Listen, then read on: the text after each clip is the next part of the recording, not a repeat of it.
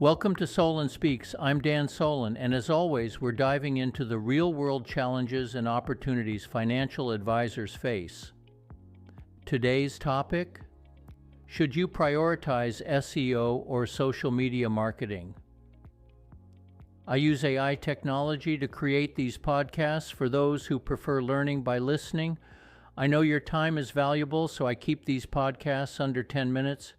Joining me today is my good friend David, who will keep me on my toes with some great questions. Let's dive in. Dan, I'm glad to be here. It feels like every advisor I talk to is either scrambling to boost their Google rankings or trying to become the next LinkedIn superstar. There's always this lingering question: which one comes first, SEO or social media? Exactly. It's like the old chicken and egg scenario. Do you focus on content that helps you show up in those top 3 Google results?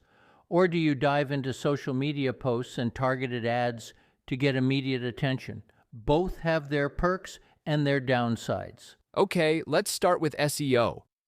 I've heard that it's a long game. Is that just marketing jargon for "it's going to take forever"? That's a fair question, David. SEO is indeed a long-term strategy. Think of it like planting a fruit tree. At first, you dig, plant, and water. Months can go by and you're still staring at a sapling. But then over time, that tree bears fruit consistently. For financial advisors, SEO means people searching for terms like financial advisor in Chicago or Roth IRA versus traditional IRA. Find your website organically. These searchers often have high intent. They're actively looking for help, so leads from SEO can convert really well. The downside: it does take time, usually months, to build that presence. If you're expecting results in a week, you'll be disappointed. Got it. So SEO's the patient investor's approach: steady, long-term gains. Now, what about social media? Does it give us that instant gratification? In some ways, yes. Social media can give you quicker visibility. If you boost a post on Facebook or run a LinkedIn ad targeting a specific demographic, say tech professionals, you can get in front of them tomorrow. It's like walking into a crowded room, handing out business cards, and immediately striking up conversations. But there's a catch. The engagement can be fleeting. If you stop posting or paying for ads, your reach often drops. Social media can be more time-consuming and leads may be less ready to commit.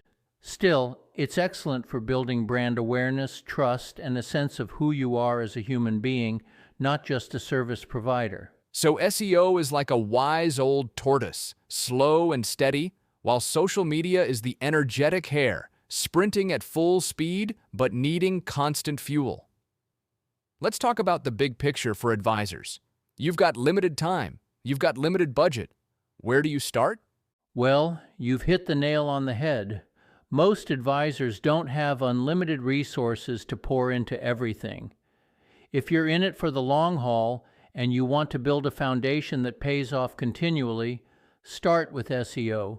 Make sure your website is rock solid, mobile-friendly, fast, and loaded with valuable content that addresses your clients' questions. Over time, you'll rank higher on Google, and prospects will come to you organically. On the other hand, if you have a webinar next month and you need attendees fast, or you're launching a new service and want to get the word out quickly, social media might be your best bet. You can target a niche audience, like retirees or physicians, and invite them directly. Dan, I remember you mentioning that advisors who post consistently on social media, say once or twice a week, often report getting new leads. Any data behind that? Sure. Studies like those from Putnam Investments show that a majority of advisors who use social media strategically do acquire new clients from it. And platforms like LinkedIn are gold mines for professional targeting. But the key is consistency and value. If you just pitch your services, people tune you out. If you share insightful content, market updates, planning tips, educational videos, you build credibility. Over time, that credibility can turn into leads. That makes sense. And what about measuring return on investment? It feels like with SEO, you wait months to see if it's working. And with social media, you're analyzing likes and shares and hoping a lead comes through. Any advice on metrics? For SEO, track your organic search traffic using tools like Google Analytics. See what keywords you're ranking for. Are these visitors booking consultations? Are they signing up for your newsletter? The conversion funnel might be longer, but once it's set up, you'll have a steady stream. With social media, look beyond vanity metrics like likes.